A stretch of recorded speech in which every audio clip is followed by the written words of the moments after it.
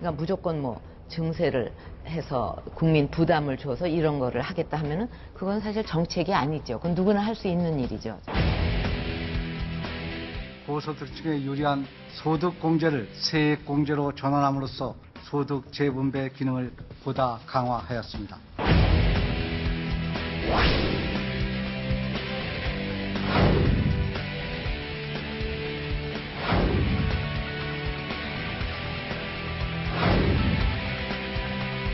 입법 조치가 전제가 된다면은 좀 다른. 자, 결국 정부 여당이 백기를 들었습니다. 5월에 환급해주는 방안을 추진하겠다 이렇게 얘기를 했는데, 자, 연말정산 사실은 이게 13월에 월급이다, 보너스다 이런 평가가 있었는데 이제 세금 폭탄이 돼서 돌아왔습니다. 지금 반발이 아주 커지고 있는데요. 자, 과거에 이 법안이 통과됐을 때 찬성표를 던졌던 것 바로 새누리당뿐만이 아니라 야당도 있습니다. 그런데 지금 야당이 정부를 비난하고 나섰는데요. 자, 그럴 이유가 있는지 없는지 저희가 한번 또 따져보겠습니다. 자, 일단 손수호 변호사께서 올해 연말정산 하셨습니까? 어떻습니까? 아직 못했는데 여러 가지를 돌려보잖아요. 입력해가지고 그렇게는 다 지금 준비를 해놨습니다. 네. 해봤는데 어떠세요? 돈을 많이 더 내야 되나요? 아주 많지는 않은데 예년보다는 좀 더 내는 경우가 생겼고요. 또 저뿐만 아니라 제 동료나 친구들 같은 경우에도 느낌이 뭐 이성적으로는 똑같겠거니 생각을 해도 느낌상으로는 굉장히 많이 내게 돼가지고 좀 박탈감을 느끼는 경우를 좀 많이 보고 있습니다. 그렇죠. 자, 천상철 차장께 질문을 좀 드릴 텐데, 자, 일단 5월에 환급을 해준다 이런 얘기가 오늘 뉴스로 나왔습니다. 자, 그러면 어떤 사람이 환급을 받는 건지 모든 월급쟁이가 다 환급을 받는 건지 궁금하거든요. 일단 기본적으로 환급 대상을 정해놨는데 5가지 정도로 요약을 하면 또 짤막하게 내용들이 복잡하니까요. 간단하게 설명을 드리자면 일단 자녀, 왜 난 자식들이 많은데 미취학 아동들도 있는데 세금을 더 내야 되느냐, 이 부분에 대한 개선이 이루어질 예정이고요. 그다음에 노후, 연금보험, 연금저축 많이 들어놨는데 이거 왜 소득공제를 적게 해주냐. 그래서 이 부분도 개선이 될 예정이고요. 그리고 이제 독신, 난 결혼 안 하고 싶어 안 하냐, 돈이 없다, 애 키워줄 사람이 없어서 결혼 안 했는데 왜 나한테 세금 맨날 더 내라고 하느냐, 이 부분을 개선하기 위해서 크게 보면 3가지입니다. 그래서 독신에 대한 세액공제를, 소득공제를 좀 늘려주고요. 그다음에 노후 관련 연금저축 든 사람들 소득공제 늘려주고, 그다음에 자녀 많이 둔 사람, 자녀 출생한 사람들에 대해서 소득공제를 늘려주는 방안으로 개정을 해서, 그러니까 4월 달에 여야가 법을 개정을 해서 5월 달에 돌려주겠다. 이게 오늘 확정된 내용입니다.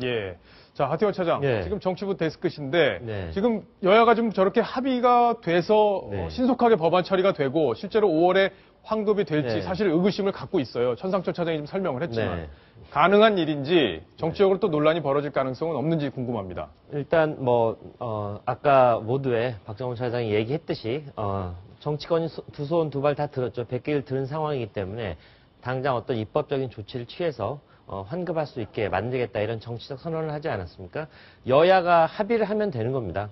거기서 지금 여야 할 것 없이 다 세금 저항, 이 연말정산에 따른 어떤 세금을 더 내야 되는 부분에 대해서 공분들을 자아내고 있기 때문에 여야 모두 여기에 대해서 반대할 이유가 없어 보이기 때문에 5월 환급 가능해 보이는데 과연 어느 정도 수준에서 우리가 만족할 만한 일반 시민들이, 일반 국민들이 만족할 만한 수준의 어떤 환급이 이루어질지는 아직 두고 봐야 할 일이겠지만 물론 가능하다고 봅니다. 오늘 주호영 정책위 의장은 자기 시뮬레이션 돌려봤다고 하면서 얼마를 내야 되는지, 토해내야 되는지 그 답을 내놨는데 본인은 800만 원에서 900만 원.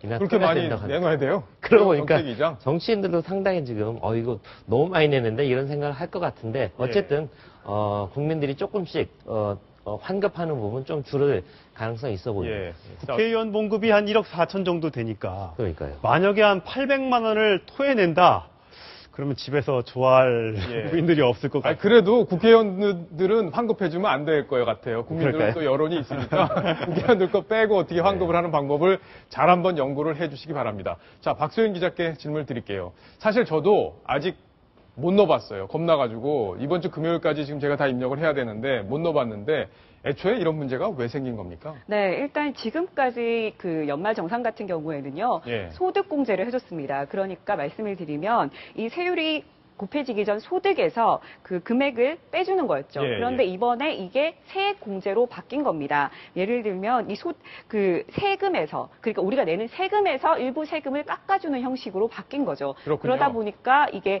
액수가 많이 줄어들게 되는 일이 생겼고요. 또 일각에서는 토해내는 경우도 훨씬 많아지게 됐습니다. 예. 네, 그런 상황입니다. 자, 얼마나 부담이 늘어나는지 궁금하실 텐데 그거 아주 간단히 저희가 한번 그래픽으로 소개를 해드리겠습니다. 자, 그래픽 다음 그래픽 한번 주시죠.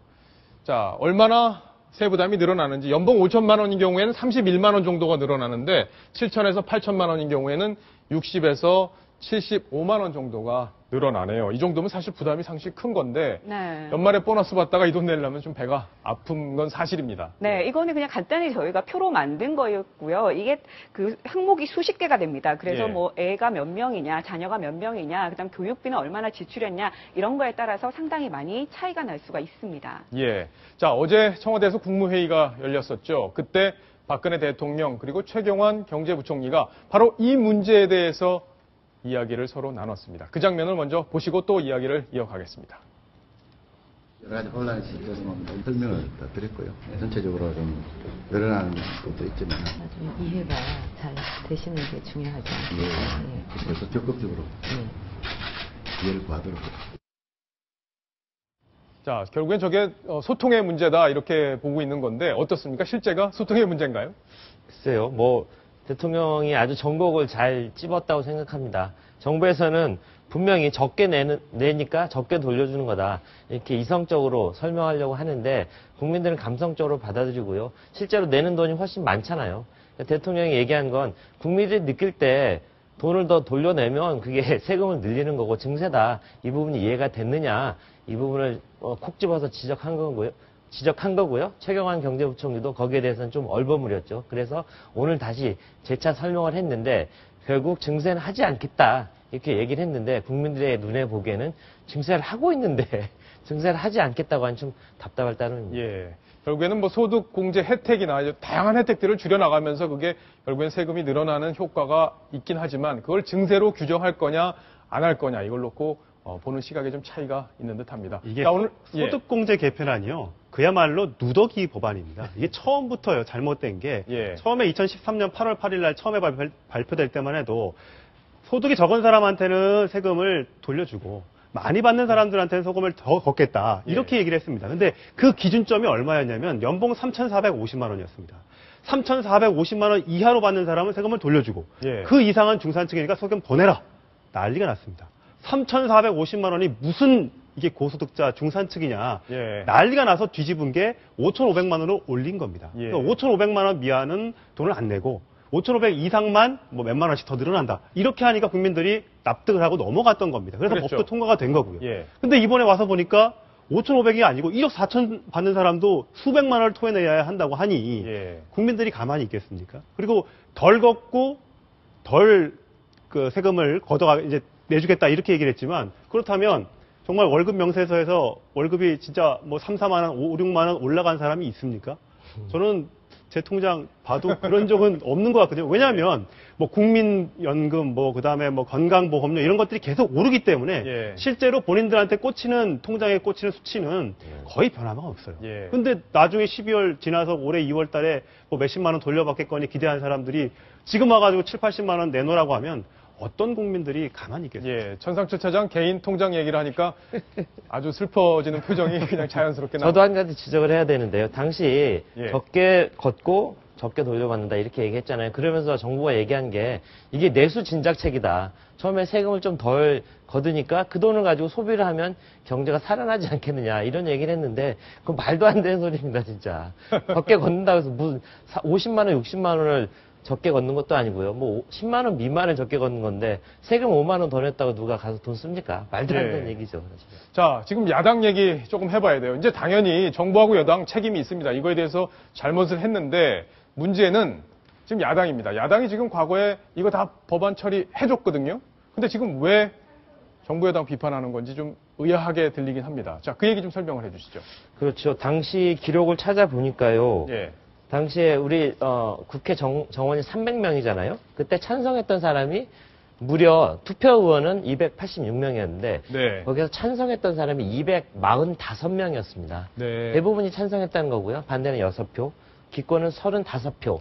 저기에 찬성 245표에는 대부분의 야당 의원들이 포함됐고요. 지금 당권에 도전하는 의원들 모두 포함됐고, 물론 새누리당 지도부 마찬가지입니다. 모두 여야가 쿵짝에 맞아서 쿵짝에 맞은 거죠. 통과를 예. 시켜놓고 이제 와서 서로 네가 잘못했잖아 이렇게 하는 게 참 국민들은 보기에는. 자, 문재인 의원의 트위터가 좀 관심을 끌던데, 네. 자, 그 내용 짧게 소개를 해주시죠. 네, 문재인 의원 트위터에는 예. 13월에 월급이 13월에 세금 폭탄이 되었습니다. 자, 박근혜 정부는 대기업과 고소득자에게는 세제 혜택을 주고 봉급생활자의 세부담은 증가시켰는데 서민 증세는 중단되어야 합니다. 부자 감세 철회가 우선입니다. 바로 전형적인 편가르 길도를 하고 있는 거죠. 예. 자, 새정치민주연합은 서민을 위한 정당이고 지금 박근혜 정부와 새누리당이 하고 있는 건 부자한테 혜택을 주는 거 아니냐. 그러니까 이제 저항을 하라 이런 메시지를 던지는 건데요. 저는 그렇게 보지 않습니다. 새정치민주연합이 그렇게 서민을 위한 정당이었으면 그때 당시에 투표를 할 때 반대표를 던졌어야죠. 그렇지 않고서 이제 와서 문제가 되니까 집권 여당의 책임이다 이렇게 몰고 가는 건 책임 없는 태도라고 생각합니다. 예. 전상철 차장도 의견이 있죠? 저는 이게 이제 꽁짝에 맞아서 통과시켰다기보다는 예. 대충 본 겁니다. 대충 봤다. 네, 재정경제부가 이렇게 해서 세금이 늘어나게 되고요. 예. 실제로는 서민층은 부담이 없습니다. 아, 그렇군요. 네, 알겠습니다. 하고 눌러준 겁니다. 예. 그러니까 이 앞으로는 이 법안 통과시킬 때 정말 꼼꼼히 면밀히 검색해서 해서 이런 부작용이 나타나지 않도록 실수가 없도록 반드시 해야 됩니다. 이게 소급입법까지 한다는 게 말이 됩니까? 이게 국회 법을 만드는 사람들이 되게 창피하게 느껴야 될 대목이다 예. 생각이 됩니다. 자, 대한민국 국회 이번 일에 대해서 다시 한번 뼈저리게 반성을 하고 다시는 이런 일이 반복되지 않도록 확실한 조치를 해주시길 당부드리겠습니다.